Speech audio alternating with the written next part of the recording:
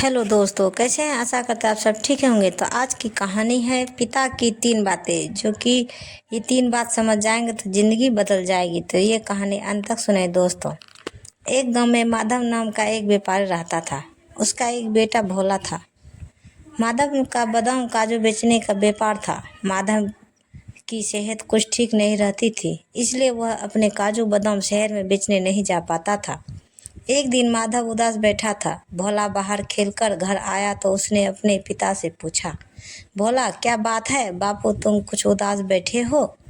माधव, क्या बताऊं बेटे, ये बादाम और काजू लेकर शहर जाना चाहता हूँ, लेकिन बीमारी के कारण इतना कमज़ोर हो गया हूँ कि हिम्मत ही नहीं है कहीं जाने की। भोला, तो क्या हुआ बापू, मुझे बताओ, मैं इन्हें शहर में बेच आता हूँ। माधव, नहीं बेटा, तू अभी बहुत छोटा है और शहर में बहुत से ठग घूमते रहते हैं। तेरे जैसे बच्चे को देखेंगे तो वह सारा माल और पैसा लूट लेंगे। भोला, बापू मेरा केवल नाम भोला है, आप एक बार आजमा कर देखो, मैं यूं सारे काजू बादाम बेच भी दूंगा और आपसे अच्छे दामों पर बेचूंगा।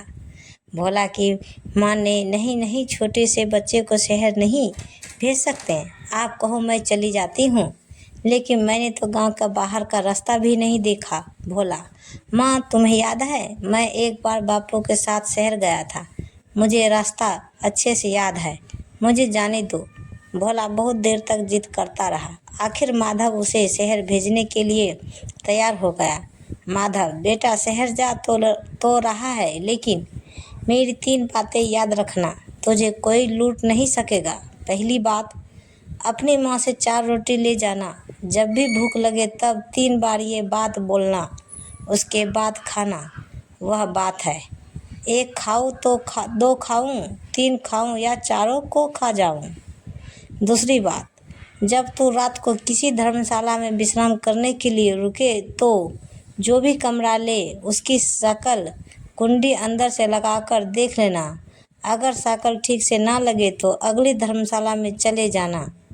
तीसरी बात, जब भी किसी दुकान पर काजू बादाम दिखाएं और वो कीमत कम करने को बोले तो ऐसे बोलिए, बापू से पूछ कर आता हूँ, यह कहकर वहाँ से चल दियो। अगर दुकानदार रोके तो ठीक, नहीं तो दूसरी दुकान पर चले जाना।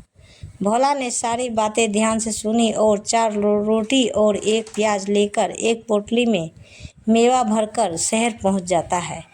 शहर पहुंचते पहुंचते उसे शाम हो जाती है। तभी उसके पीछे 4 बदमाश लग जाते हैं।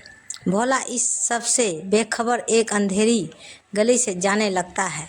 पहला बदमाश, यह मौका अच्छा है, इसे इस गली में पकड़कर लूट लेते हैं, जरूर इसकी पोटली में कीमती सामान होगा। तीनों उसके हाँ में हाँ मिलाते हैं। वे धीरे धीरे भोला की ओर बढ़ने लगते हैं। इधर भोला को भूख लगती है। वह एक जगह बैठ जाता है और खाने की पोटली खोल लेता है। 1 खाऊं तो 2 खाऊं, 3 खाऊं या चारों को खा जाऊं। भोला की पीठ के पीछे कुछ दूर खड़े चारों बदमाश यह बात सुन लेते हैं। भोला 3 बार तेज आवाज में यह बात बोलता है। यह सुनकर चारों वहां से भाग जाता है। भोला बेखबर अपना खाना खा रहा था। कुछ दूर जाकर दूसरा बदमाश बोलता है, अबे मरवा दिया था, वो लड़का नहीं भूत था, हम चारों को खाने की बात कह रहा था। अच्छा हुआ भाग आए। खाना खाकर भोला एक धर्मशाला में पहुंचता है। धर्मशाला का मालिक शातिर चोर था। वह भोला को कमरा दिखाता है। भोला देखता है कमरे में साकल नहीं है, मतलब वह अंदर से बंद नहीं होगा। धर्मशाला का मालिक, बच्चे ये कमरा सबसे अच्छा है और इससे भी अच्छी बात यह है, यह मुफ्त है, इसका कोई किराया नहीं है। भोला, मुझे ऐसा कमरा चाहिए जिसमें साकल हो। धर्मशाला का मालिक समझ जाता है कि यह बच्चा समझ गया है कि रात को सोने के बाद कोई भी इसका माल चुरा लेगा। वह कहता है, मालिक आगे बहुत सी धर्मशाला है, बहुत महंगी है, यहाँ मुफ्त में मिल रही है तो नखरे कर रहा है, चल भाग यहाँ से। भोला आगे एक धर्मशाला में कमरे की साकल बंद करके देख लेता है और कमरा लेकर चैन से सो जाता है। अगले दिन वह अपनी पोटली लेकर एक दुकान पर जाता है। दुकानदार, तुम्हारे काजू बादाम अच्छे नहीं हैं, जितने पैसे तुम मांग रहे हो मैं तो उसके आधे दूंगा। बोला, रुको पिताजी से पूछकर आता हूँ। वह उठकर चल देता है।